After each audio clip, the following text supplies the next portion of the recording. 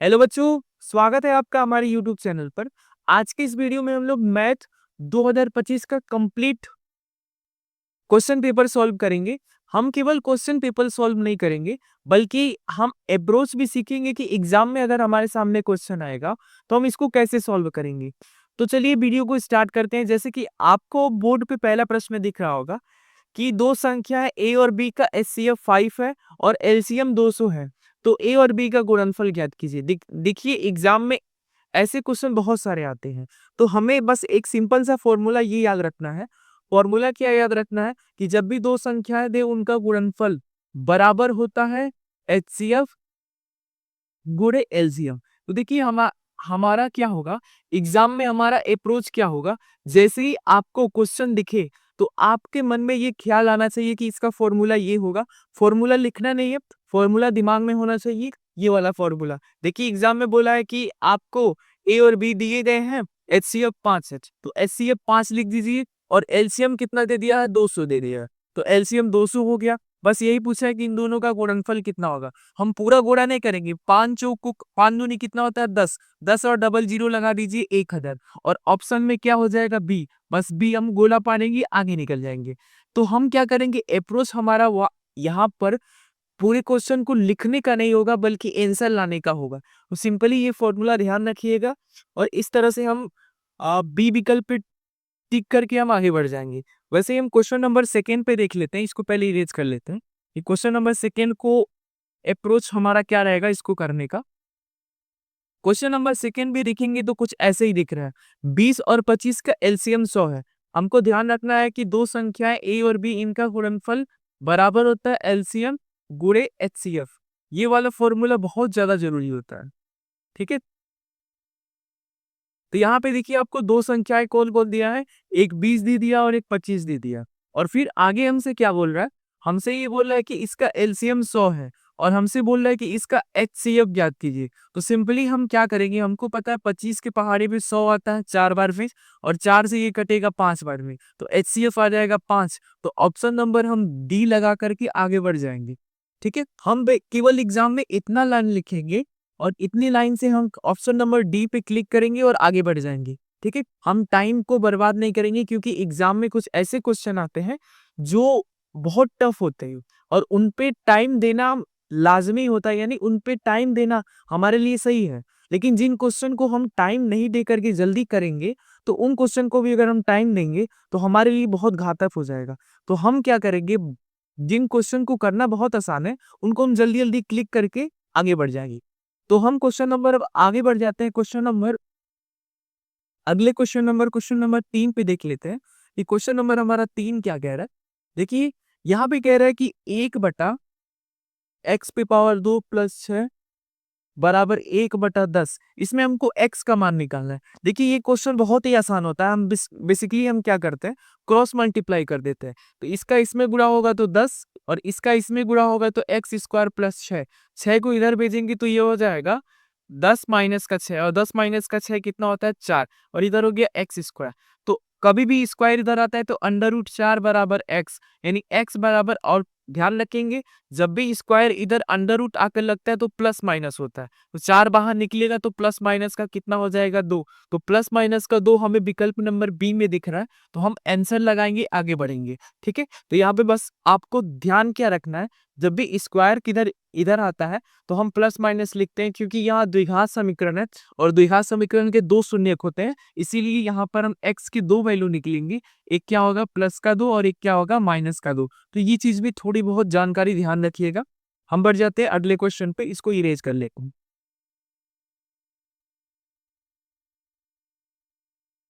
Question number 4 को solve करने का हमारा अप्रोच क्या होगा, देख लेते हैं। क्वेश्चन नंबर 4 क्या कह रहा, 4 यही था। क्वेश्चन नंबर हम 5 पे बढ़ेंगे। क्वेश्चन नंबर 5, 5 देखिए आपके सामने लिखा है, यदि समीकरण समीकरण 2x² माइनस का 8x + c बराबर 0 के मूल बराबर है तो c का मान बताइए। देखिए इसका क्या कह रहा है, हमको हम क्वेश्चन पढ़ेंगे और उसमें जो मेन स्टेटमेंट होगा उस पर ध्यान देंगे। बोल रहा है कि मूल बराबर है, और आपको पता है जब मूल बराबर है तो इसमें यहाँ पर हमको बोल रहा है सी का मान बताइए, ठीक है। तो हमको पता है इस द्विघात समीकरण के दो मूल निकलेंगे, एक अल्फा होगा और एक बीटा होगा। इसमें ये कह रहा है कि दोनों के दोनों बराबर है, अल्फा और अल्फा दोनों बराबर है। तो यहाँ पर हमको ये चीज पता होनी चाहिए। इसको सॉल्व करने के बहुत सारे तरीके हैं, तो हम या तो ऑप्शन से सॉल्व कर देंगे या तो हम किसी और तरीके से सॉल्व कर देंगे। तो यहाँ पे हमको क्या कह रहा है, सी का मान पूछ रहा है, ये वाला सी। और हमको ये पता है कि अगर किसी भी द्विघात समीकरण में हमको दो चीज पता है, एक होता है शून्यकों का योग अल्फा प्लस बीटा, ये क्या होता है माइनस का बी बटे का एक, ठीक है। तो यहाँ पर हम दोनों के दोनों शून्य बराबर है, यानी अल्फा बराबर है किसके, बीटा के। तो यहाँ पर अगर हम दोनों को अल्फा ले लें तो ये अल्फा प्लस अल्फा हो जाएगा। ये माइनस का बी कितना है, ये माइनस का 8 है, और ए कितना है 2 है। ये हो गया 2 अल्फा। तो जब 2 अल्फा हो जाएगा तो माइनस माइनस कितना हो जाएगा प्लस, और 2 से कटेगा ये 4 बार में, और ये 4 बार में कट गया, और ये 2 से कट जाएगा 2 बार में। अल्फा का मान आ जाएगा 2। यानी शून्य तो यहाँ से निकल गया, लेकिन हमको शून्य नहीं पूछा, हमको सी का मान पूछा।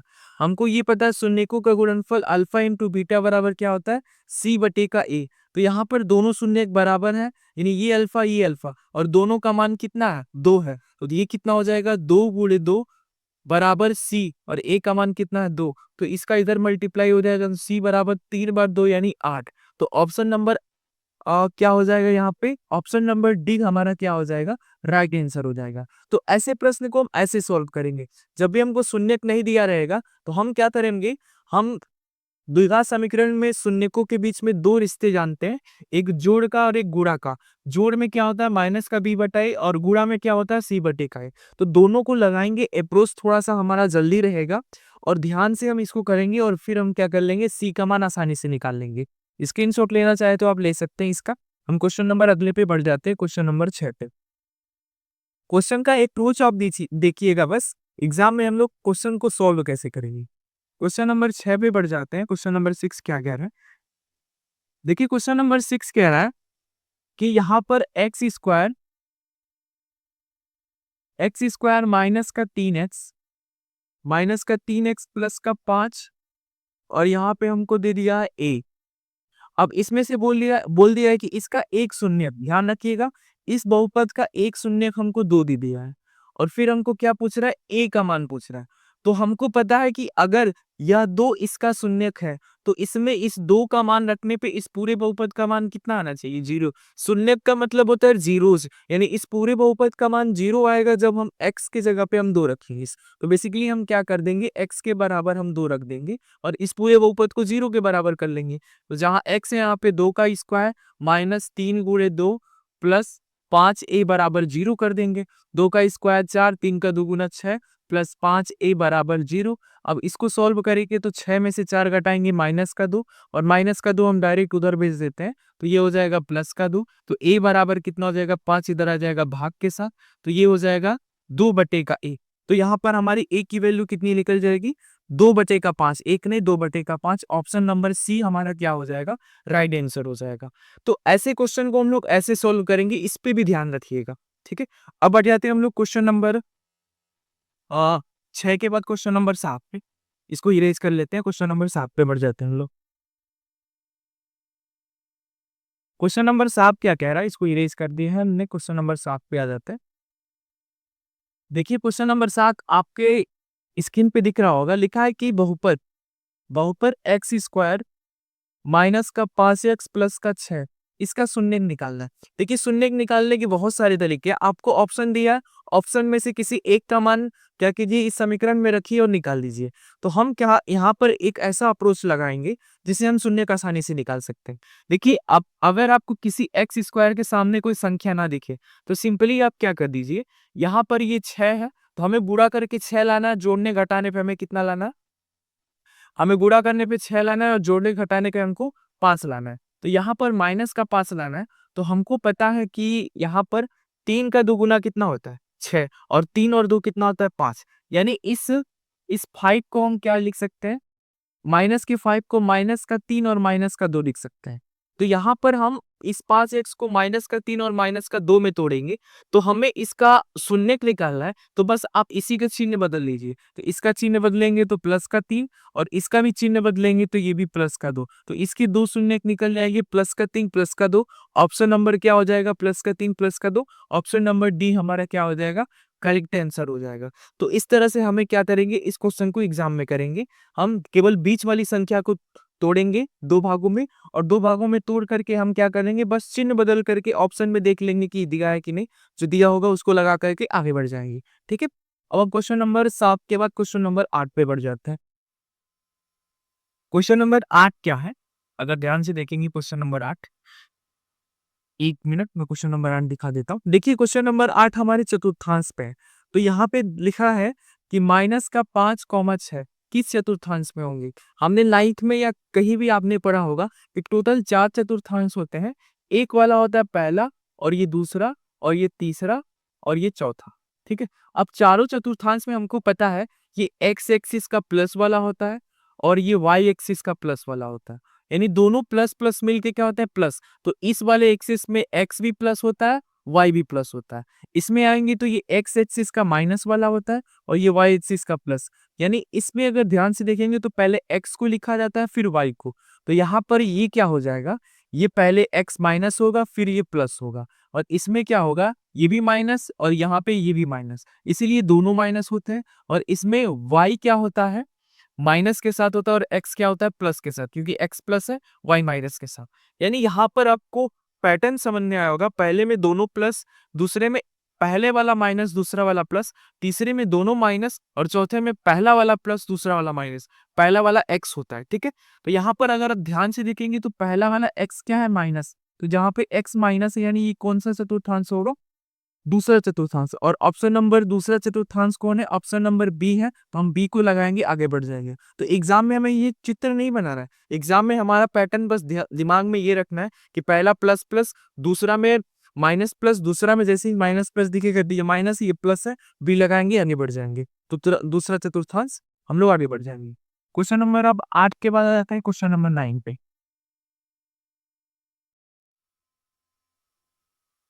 9 क्वेश्चन क्या कह रहा है अगर ध्यान से देखेंगे तो थोड़ा सा 9 में दिखा देता हूँ आपको। देखिए 9 वाला क्वेश्चन कह रहा है कि यदि वृत्त की त्रिज्या, देखिए वृत्त की त्रिज्या हमको दे दिया है। त्रिज्या क्या दिया है? त्रिज्या बराबर a। आगे क्या कह रहा है? तथा इसका चाप केंद्र पर थीटा कोण बनाता है। ठीक है। आगे क्या कह रहा है? चाप की लंबाई। देखिए सिंपल सा फॉर्मूला पूछ लिया। जब भी कोई वृत्त दिया हो और एक थोड़ा सा चाप हो, और यहाँ पे इसी चाप के द्वारा केंद्र पे कोई थीटा कोण बने और इसकी त्रिज्या a हो, तो इस चाप की लंबाई l। l का फॉर्मूला होता है, l का फॉर्मूला निकालते कैसे हैं? तो l का फॉर्मूला होता है ये थीटा बटा 360। ठीक है। ये थीटा बटा 360 और पूरा का पूरा क्या होता है? 2 पाई आर इंटू 2 पाई आर के जगह पे a है। तो थीटा बटा 360 इंटू 2 पाई ए। 2 पाई ए कहाँ दिया है? थीटा बटा 360 इंटू 2 पाई ए। ऑप्शन नंबर बी में दिया है, हम बी को लगाएंगे, आगे बढ़ जाएंगे। ठीक है। तो ये पैटर्न भी ध्यान रखिएगा, थीटा बटा 360 2 पाई ए, ये इसका फॉर्मूला होता है। आर होता है और आर की जगह पे ए दिया है, इसीलिए हम ए रखेंगे। ऑप्शन नंबर बी पे लगाएंगे टिक और आगे बढ़ जाएंगे। अब हम क्वेश्चन नंबर 9 के बाद क्वेश्चन नंबर 10 पे आ जाते हैं।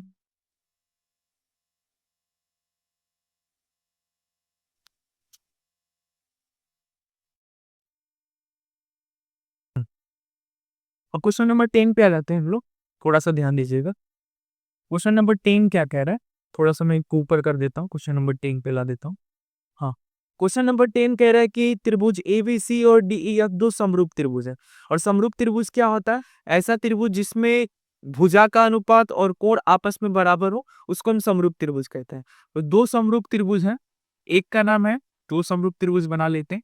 एक का नाम है ए बी सी, और एक समरूप त्रिभुज क्या दिया है? एक ए बी सी है और एक डी ई एफ है। आगे क्या कह रहा है? इसमें a बराबर 45 है, इसको हम 45 ले लेते हैं। और इसमें e बराबर कितना है? e बराबर कितना है? 56 है। तो c का मान पूछ रहा है। तो ध्यान रखेंगे जब भी दो त्रिभुज समरूप होते हैं तो उस कंडीशन में क्या होता है? 1 मिनट रुक जाएगी। हाँ। जब भी कोई दो त्रिभुज समरूप है तो उसमें उसमें क्या होता है? यहाँ पर इनके कोणों का मान बराबर होता है।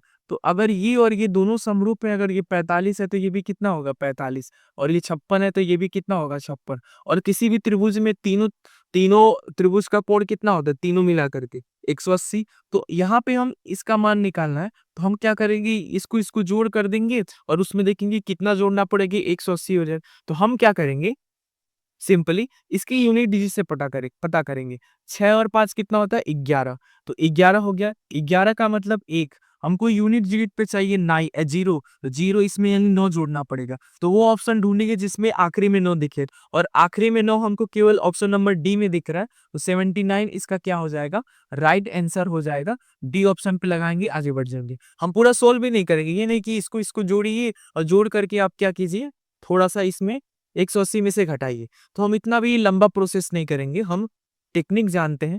यूनिट डिजिट लगाएंगे। यूनिट डिजिट में क्या होता है, पहला वाला अंक बराबर होता है, तो हमको पता है कि यहाँ पर 180 बनाने के लिए पहला अंक 0 रखना है। तो ये हो गया 6 5 11, 11 का मतलब 1, और 1 में कितना जोड़े कि 0 हो जाए 9, तो 9 हमें केवल ऑप्शन नंबर डी में दिख रहा है, इसीलिए हमारा डी ऑप्शन सही हो जाएगा। तो ऐसे क्वेश्चन को जल्दी से ऐसे करते हैं, इसको विशेष करके ध्यान रखिएगा। अब हम क्वेश्चन नंबर 10 के बाद क्वेश्चन नंबर 11 पे बढ़ जाते हैं।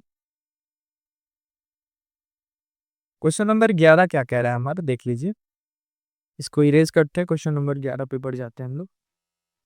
क्वेश्चन नंबर 11 हमारे ट्रिग्नोमेट्री से है। बोल रहा है कि कॉस ए बराबर 5/13। तो हमको पूछा क्या है, टेन ए का मान। देखिए ऐसे क्वेश्चन को भी हम क्या करेंगे, ऐसे बताया जाता है कि इसे ट्रेनल निकालिए, लेकिन जब भी आपको एमसीक्यू वाला क्वेश्चन हो तो ये ट्रेनल बनाने की कोई जरूरत नहीं है। हम क्या करेंगे, यहाँ पे देखिए कॉस का मान क्या होता है, लाल बटा कक्का आपको पता है। ये लाल बटा कक्का से हम क्या करते हैं, बीच वाला कॉस होता है, ये होता है आधार बटे का कट, ठीक है। और टेन क्या होता है, लंब बटे का आधार। तो यहाँ देखिए आधार कितना है 5, तो नीचे तो हमारा 5 आएगा, और कर्ण कितना है 13, यानी ऊपर हमारा इसमें लंब है, तो ऊपर हमारा 13 नहीं आना चाहिए, नीचे 5 आना चाहिए, ऊपर 13 नहीं आना चाहिए। तो ऑप्शन नंबर 1 देखेंगे तो नीचे 5 है, ऊपर 13 नहीं है। देखिए जहां जहां 13 आपको दिखेगा वो ऑप्शन काट दीजिए। तो यहाँ पर 13 बी में दिख रहा है, सी में दिख रहा है, और हमको जहां जहां भी ऊपर 5 दिखा वो भी काट देंगे, तो डी में दिख रहा है। तो नीचे हमें 5 केवल ऑप्शन नंबर ए में दिख रहा है, और ऊपर क्या हो जाएगा 12 हो जाएगा, ठीक है। तो इस क्वेश्चन को हम ऑप्शन नंबर ए लगा के आगे बढ़ जाएंगे। तो क्वेश्चन का पैटर्न ध्यान रखिएगा, क्वेश्चन को करने का अप्रोच भी ध्यान रखिएगा। हम ऐसे ट्रेंगल बना करके पाइथागोरस प्रमेय लगा करके सॉल्व नहीं करेंगे, बेसिकली हम ऑप्शन से कर लेंगे। हमको पता है कि ये आधार बटा कर्ण होता है और ये लंब बटा आधार होता है। आधार इसका कितना दिया 5, यानी इसमें आधार कितना है नीचे में, तो नीचे 5 आएगा। तो हम क्या किए, कई ऑप्शन जिसमें 5 नीचे नहीं उसको काट दिए। तो देखिए सब ऑप्शन कट रहे हैं, 5 जिसमें नीचे नहीं है, केवल ऑप्शन नंबर ए है जिसमें 5 नीचे। हम लगाएंगे, आगे बढ़ जाएंगे। क्वेश्चन को ऐसे सॉल्व करते हैं, ध्यान रखिएगा। अब हम क्वेश्चन नंबर 11 पे बढ़ जाते हैं। 11 के बाद क्वेश्चन नंबर हम लोग 12 पे आ जाते हैं। क्वेश्चन नंबर 12 का ध्यान से देखेंगे तो क्या लिखा है,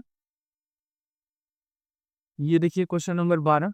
क्वेश्चन नंबर 12 में बोल रहा है कि साइन थीटा बराबर 1, sine cos theta, sorry cos theta बराबर 1, तो टेन थीटा का मान पूछना है। तो ये भी सिंपल है।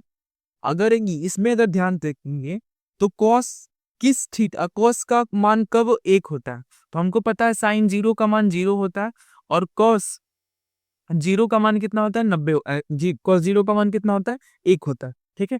तो यहाँ पे हम क्या लिख देंगे, यहाँ से हमको पता चल जाएगा थीटा का मान कितना आएगा 0, और थीटा का मान जैसे ही 0 आएगा तो टेन 0 का मान कितना होता है, ये 0 होता है। तो टेन 0 का मान 0, ऑप्शन नंबर कौन सा है, ऑप्शन नंबर बी लगाएंगे, आगे बढ़ जाएंगे। इसमें भी हम टाइम नहीं बर्बाद करेंगे। ये नहीं कि हम cos थीटा बराबर 1 है तो एक पाइथागोरस प्रमेय बनाए हैं, इसमें 1 रखेंगे, ये करेंगे फलाना ढिकाना, तो ऐसा हम कुछ नहीं करेंगे।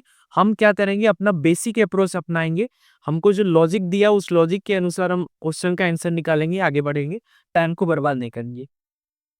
अब हम क्वेश्चन नंबर 12 के बाद क्वेश्चन नंबर 13 पे आ जाता है। 13 क्या है हमारा क्वेश्चन, देख लेते हैं। 13 भी ट्रिग्नोमेट्री पे है। ट्रिग्नोमेट्री यहाँ पे क्या दिया है हमको, लिखा है कि टू टेन 30 डिग्री बटे का 1 प्लस टेन स्क्वायर 30 डिग्री। तो हमको पता है टेन 30 का मान कितना होता है। ट्रिग्नोमेट्री टेबल मैंने क्या किया है, बहुत आसान तरीके से निकालने का 3 बेस्ट मेथड सिखाया, आप इस वाले वीडियो में देख सकते हैं। 33 का मान क्या होता है? 33 का मान होता है 1/3। तो हम क्या करेंगे, 2 गुणे 1/3 यहाँ रखेंगे और ये 1 प्लस 1/3 का होल स्क्वायर है, तो नीचे 1/3 हो जाएगा। ये भी करनी का स्क्वायर इतना होता है। 3 एकम 3 और 1 कितना हो गया? इसको सॉल्व करेंगे 2/3 और ये इधर कितना, 3 एकम 3 1 4, 4/3 हो जाएगा। तो ये अंदर हो जाएगा, ये ऊपर हो जाएगा। तो 3 दूनी या 2 देखिए 3 ऊपर चला जाएगा और ये 4/3 नीचे आ जाएगा। 2 से इसको काटिए 2 बार में और करनी से इसको काटिए करनी बार में। करनी में 3 ऊपर आ जाएगा, नीचे ये 2 आ जाएगा। तो करनी में 3/2 कौन सा ऑप्शन दिया? करनी में 3/2 ऑप्शन नंबर ए दिया है। हम लगाएंगे, आगे बढ़ जाएंगे। तो कैलकुलेशन में भी हमारा स्पीड ज्यादा होना चाहिए, इसको ध्यान रखिएगा। स्क्रीनशॉट लेना चाहते हैं तो अब ले सकते हैं। अब हम बढ़ जाते हैं क्वेश्चन नंबर अगले पे, इसको इरेज करते हैं। थोड़ा सा मैं वीडियो देख लेता हूँ, से चल रहा है ना।